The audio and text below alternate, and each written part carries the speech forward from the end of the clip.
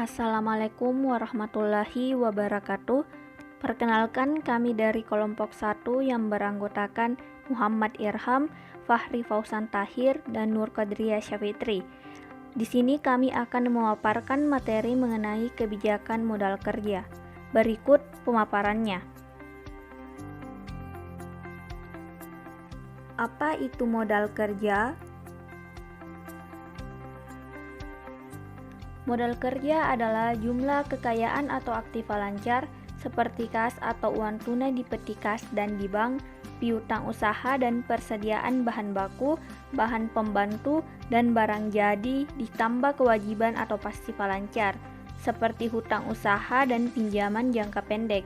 Dengan demikian, maka manajemen modal kerja merupakan semua kegiatan dalam rangka pengelolaan aktiva lancar dan pasifa lancar.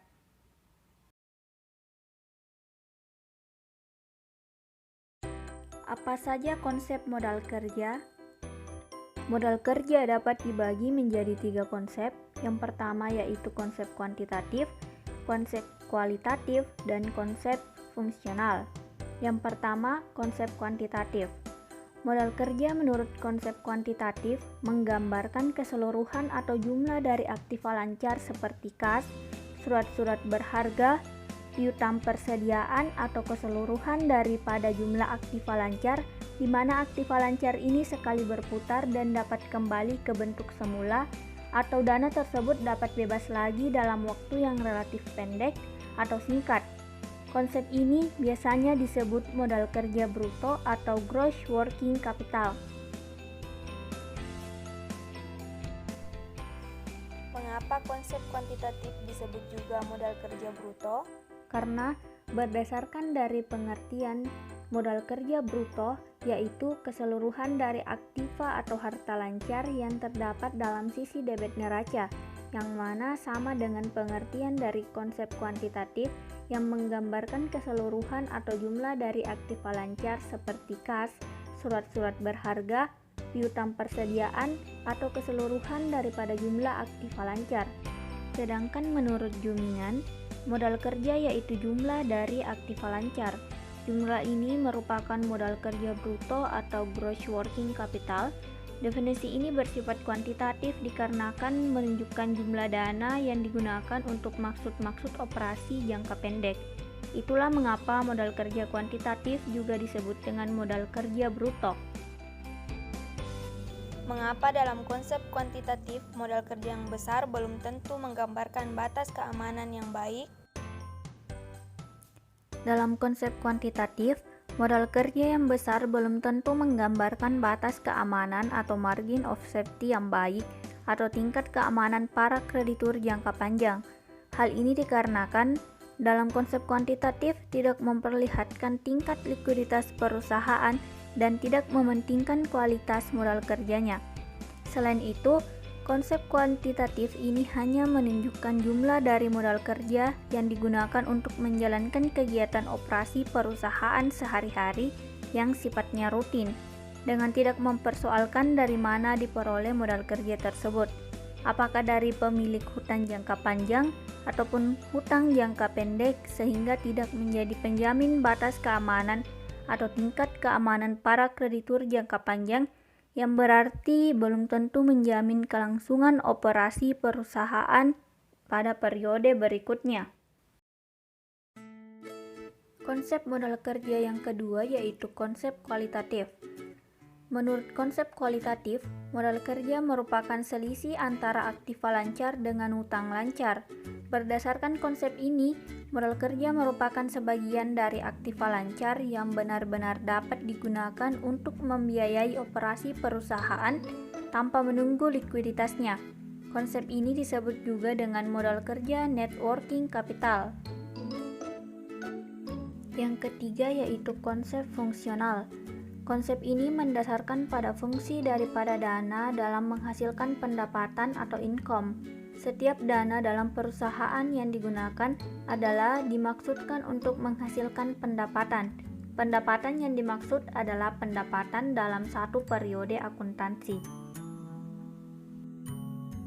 Apakah sesuatu yang bernilai uang dapat dijadikan modal kerja? Sebutkan yang termasuk modal kerja dan bukan modal kerja. Sesuatu yang bernilai uang dapat dijadikan modal kerja. Berdasarkan konsep fungsional, modal kerja dibedakan menjadi dua. Yang pertama itu working capital dan yang kedua itu non-working capital. Working capital adalah modal kerja yang menghasilkan pendapatan langsung dalam satu periode akuntansi, antara lain adalah kas, persediaan, piutang yang dikurangi dengan keuntungan, sedangkan bagian piutang yang merupakan keuntungan digolongkan ke dalam modal kerja potensial. Dana yang terikat dalam aktiva tetap. Non-working capital adalah misalnya sebagian dana yang ditanamkan dalam aktiva tetap akan menghasilkan pendapatan untuk tahun yang akan datang. Hitung modal kerja dengan konsep kuantitatif, kualitatif, dan fungsional. Current asset atau aktiva lancar, kas 20 juta rupiah, efek 80 juta rupiah, piutang dagang 50 juta rupiah, persediaan barang 150 juta rupiah, total 300 juta rupiah. Fixed asset atau aktiva tetap, tanah 20 juta rupiah, gedung 500 juta rupiah, mesin-mesin 170 juta rupiah, kendaraan 130 juta rupiah, total 1 miliar rupiah. Keterangan, penyusutan setiap tahun sebesar 20% untuk gedung, mesin, dan kendaraan. Penjualan secara kredit dengan profit margin sebesar 40%, dan jika diketahui hutang lancar atau current liabilities adalah 270 juta rupiah. Pertanyaannya, hitung modal kerjanya. Menggunakan konsep kuantitatif, modal kerja atau working capital, kas 20 juta rupiah, efek 80 juta rupiah, piutang dagang tanpa dipengaruhi profit margin 40% sebesar 50 juta rupiah, persediaan barang 150 juta rupiah, total modal kerja 300 juta rupiah. Menggunakan konsep kualitatif, current asset atau aktiva lancar, kas 20 juta rupiah, efek 80 juta rupiah, piutang dagang tanpa dipengaruhi profit margin 40%, 50 juta rupiah, persediaan barang 150 juta rupiah, total current asset atau aktiva lancar sebesar 300 juta rupiah, dikurang dengan hutang lancar atau current liabilities sebesar 270 juta rupiah, total modal kerja 30 juta rupiah. Menggunakan konsep fungsional, modal kerja atau working capital, kas 20 juta rupiah, piutang dagang 100 kurang 40 sama dengan 60% sebesar 30 juta rupiah, persediaan barang 150 juta rupiah, penyusutan gedung 100 juta rupiah, penyusutan mesin 34 juta rupiah, penyusutan kendaraan 26 juta rupiah, dan total modal kerjanya 360 juta rupiah. Modal kerja potensial atau potensial working capital, efek 80 juta rupiah, profit margin 40% dari piutang dagang 20 juta rupiah, total modal kerja potensial 100 juta rupiah. Bukan modal kerja, non-working capital, tanah 20 juta rupiah, gedung nilai sisa setelah dikurangi penyusutan 400 juta rupiah, mesin nilai sisa setelah dikurangi penyusutan 136 juta rupiah, kendaraan nilai sisa setelah dikurangi penyusutan 104 juta rupiah, total bukan modal kerja 660 juta rupiah. Assalamualaikum warahmatullahi wabarakatuh. Perkenalkan, nama saya Fahri Pusantaye. Di sini saya akan menjelaskan mengenai jenis modal kerja. Menurut W.B. Taylor dan Babarianto 1995, modal kerja digolongkan dalam beberapa jenis. Pertama itu modal kerja permanen atau permanent working capital. Modal kerja permanen yaitu modal kerja yang ada pada perusahaan untuk dapat menjalankan fungsinya. Modal kerja ini terbagi dari dua, yaitu modal kerja primer atau primary working capital. Modal kerja primer merupakan jumlah modal kerja minimum yang harus ada pada perusahaan untuk menjaga kontinuitas usahanya atau modal kerja yang secara terus-menerus diperlukan untuk kegiatan usahanya. Yang kedua itu modal kerja normal, di mana modal kerja normal adalah modal kerja dibutuhkan untuk proses produksi normal. Jenis modal kerja yang kedua itu modal kerja variabel atau variable working capital, yaitu modal kerja yang jumlahnya berubah-ubah sesuai dengan perubahan keadaan.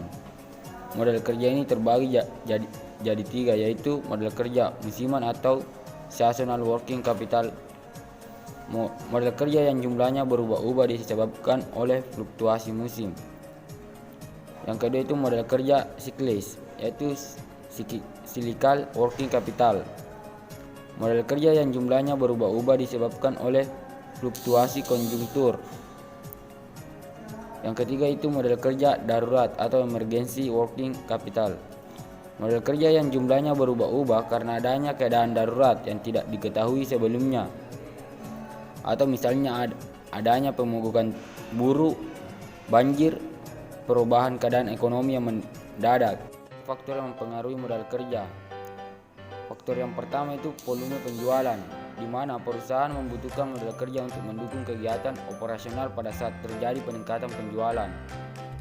Yang kedua itu faktor musim dan siklus, di mana fluktuasi dalam penjualan yang disebabkan oleh faktor musim dan siklus akan mempengaruhi kebutuhan akan modal kerja. Faktor yang ketiga itu perubahan dalam teknologi, di mana jika terjadi pengembangan teknologi maka akan berhubungan dengan proses produksi dan akan membawa dampak terhadap kebutuhan akan modal kerja. Faktor yang terakhir itu kebijakan perusahaan, di mana kebijakan yang diterapkan oleh perusahaan juga akan membawa dampak terhadap kebutuhan modal kerja. Apa saja kebijakan modal kerja? Kebijakan modal kerja terdiri dari 3. Yang pertama, kebijakan konservatif. Kebijakan modal kerja konservatif merupakan manajemen modal kerja yang dilakukan secara hati-hati. Pada kebijakan konservatif ini, modal kerja permanen dan sebagian modal kerja variabel dibelanjai dengan sumber dana jangka panjang, sedangkan sebagian modal kerja variabel lainnya dibelanjai dengan sumber dana jangka pendek. Kedua, kebijakan modal kerja agresif.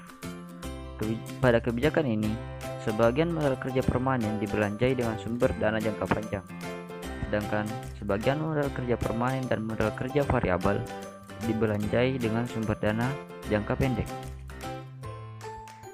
Pendanaan jangka panjang dapat dilakukan dengan penerbitan surat hutang perusahaan melalui kebijakan ekspansi dan kebijakan korporasi yang strategis.